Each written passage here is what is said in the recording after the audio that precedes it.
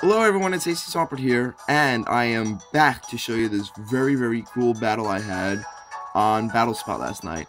Now this is a battle which I had with my VGC team, and which I will be having the tournament tomorrow, and I will be saving all the vids I have there, if I can, and I will probably record them all and post them on YouTube, but I wanted to show you this one because it was very cool, and it was a very clutch battle, and I was really thinking I was going to lose, but you're going to find out that I end up not losing. So, my opponent, who's blue, had a sand team with him, and it was really cool. So, he leads off with his Tyranitar and Stoutland to set up the sand, and I end up bringing in Audino and Slowking to set up my Trick Room, because this is a Trick Room team which I am running.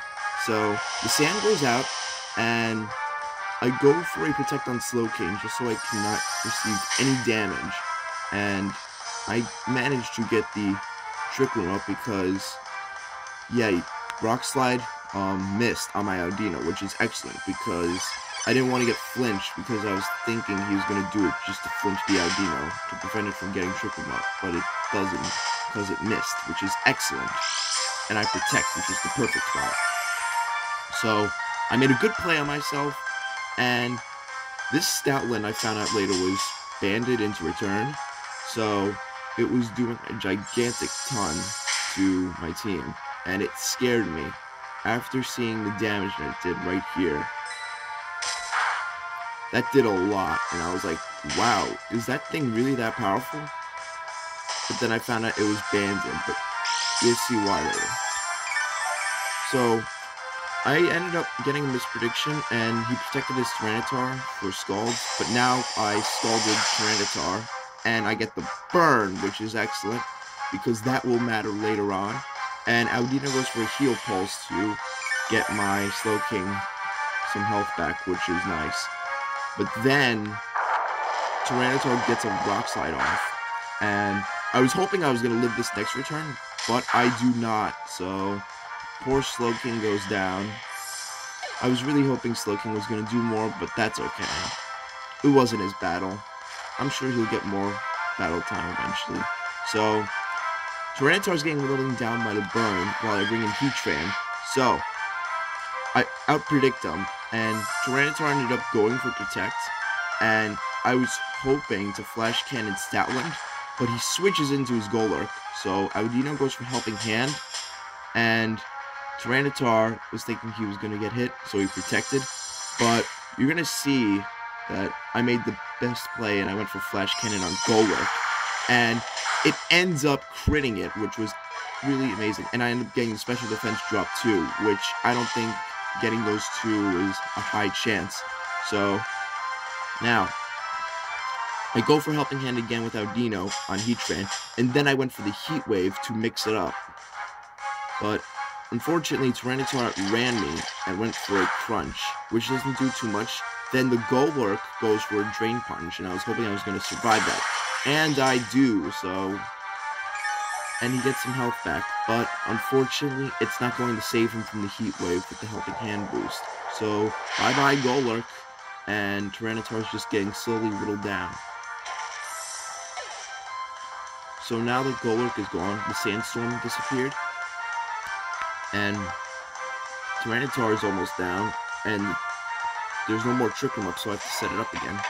And I went for, well, he withdraws his Tyranitar just so he can get the sand back up, but now he brings in his Steelix, which is a Mega one, and I go for Protect on Heatran just so I can get the Trick Room back up. So Stoutland goes for a Superpower, which was good. Really, he should have Superpowered my Audino, then it would have really been the more smarter choice. But then he ends up switching out because of the choice ban, and he brings back in Tyranitar to get the sand up, which was okay. Now, well, this was the bad play I made. He Mega Evolves his Steelix, and I just went for a Protect on Heatran the second time, and really, Steelix had Earthquake, so it was kind of Heatran's fate anyway. So I kind of had to sack him off. But Tyranitar ends up falling. I don't know why he didn't go for Protect, but this was the mistake I made. I went for Heal Pulse, and Heal Pulse doesn't work when your ally protects on you, which is stupid.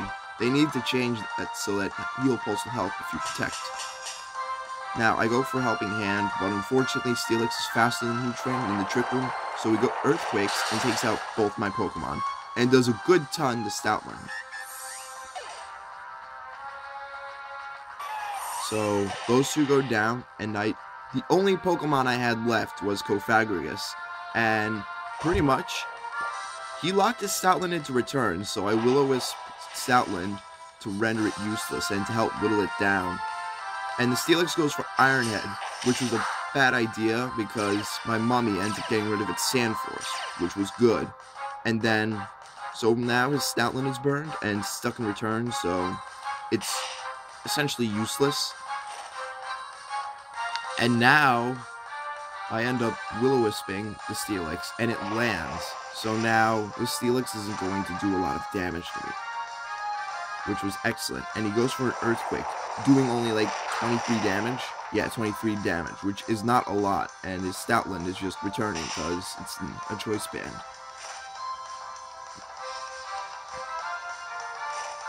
So now that Stoutland is gone, it's only just Cofagrigus and Mega Steelix. And I was hoping that the sand was going to be gone, because if the sand wasn't gone, then it would jeopardize me winning. So I go for a Hex, and it does a good amount of damage to me. And the Sandstorm disappears. So now I'm at an advantage. And I was hoping I was going to live this last Earthquake. And I live it by only 8 hit points, which was very impressive. That was very clutch.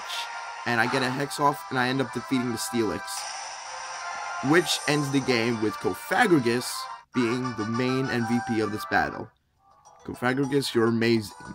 And this was a really amazing battle, and it was really clutch, and I made really good plays, and my opponent made fair enough plays, and it was a really fun battle. GG to this guy who's named Blue.